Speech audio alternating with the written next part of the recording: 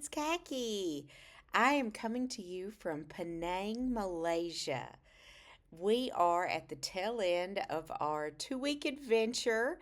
We are flying today to, I believe it's pronounced Langkawi, which is an island in Malaysia. We will be there a couple of days before we fly back to Kuala Lumpur and then start making the 2 day trek home.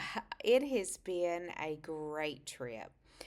Wanted to talk to you today about some of the challenges that I have faced, but mostly about the triumphs and the things that I have done that simply I would not have been able to do 138 pounds ago before this surgery. I have not had any problems with the food here. I've eaten things that I probably haven't eaten since I had my surgery.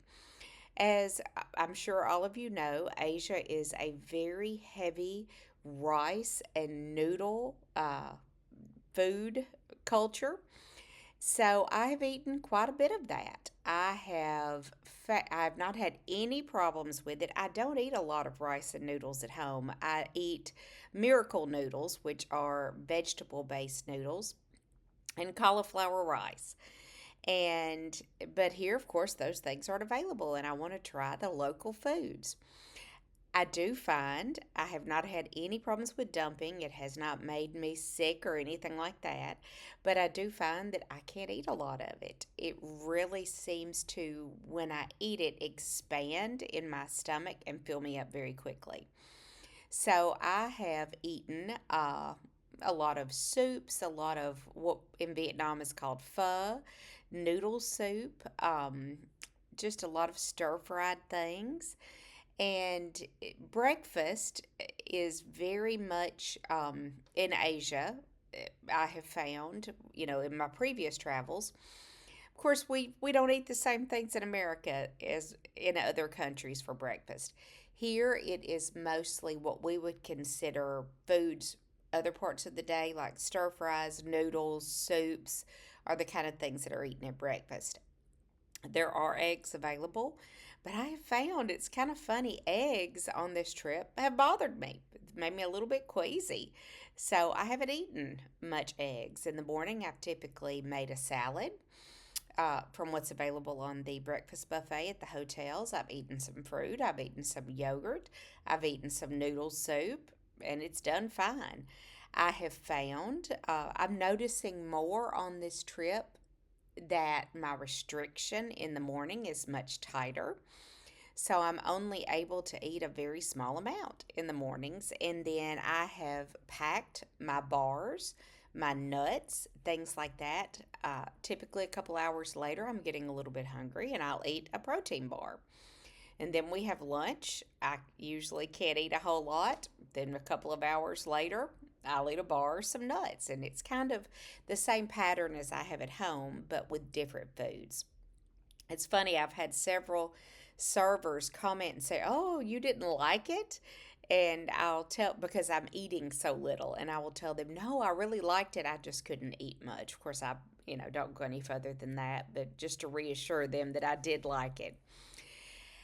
As I said, I have eaten a whole lot of things that I don't eat at home. One thing that I have kind of regretted, I will say, is not being able to try things like the local ice cream. I don't terribly with simple sugars.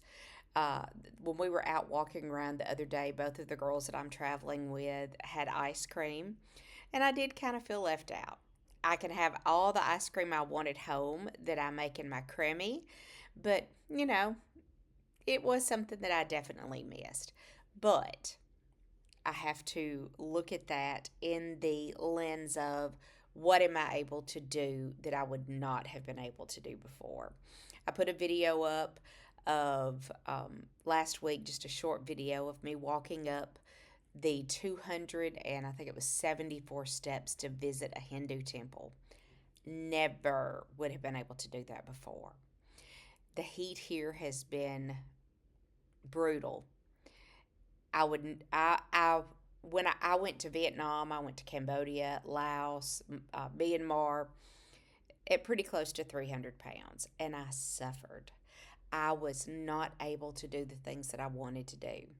The heat here has not gotten to me the way that it did when I weighed more, when I was in a larger body. So I've enjoyed more despite the fact not being able to try things. It has been an amazing trip. This this trip has been more physical than the last two trips that I did post op. So it has really been a testament to being able to do more as a post op patient and how living in a smaller size body and a healthier body has really impacted my life. Yes, there are things that I haven't been able to try to eat. Another thing that I really, I hate to talk about things I can't do, but very common here is skewers of fruit like berries, grapes, mango, papaya, and then they dip it in a sugar syrup which hardens and it's eaten on a skewer. Wasn't able to do that. A couple of the two girls I was with, they didn't try it, but that was something I would have really liked to have tried. But I just can't. We all have obesity.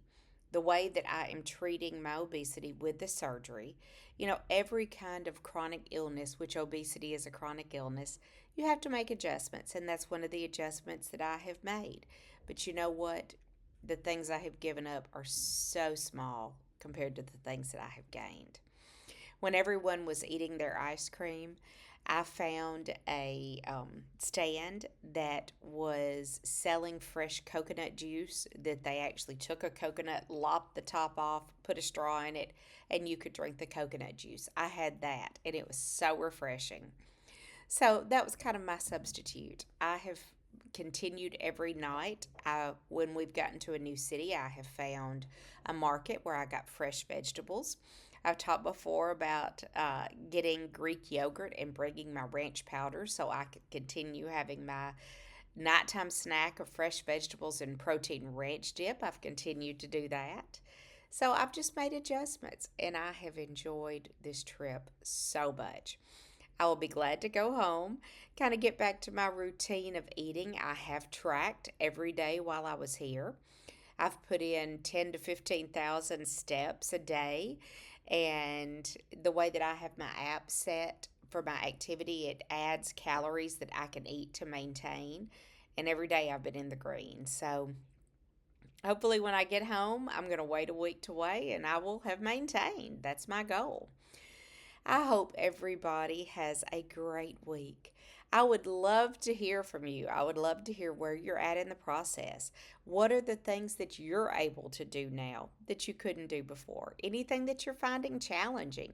Any questions that you have that I might be able to answer? I'm not a weight loss surgery expert, but I am a weight loss surgery patient and primary care provider. I hope everybody has a great week. Next Wednesday, I will see you back home in Tennessee. Bye.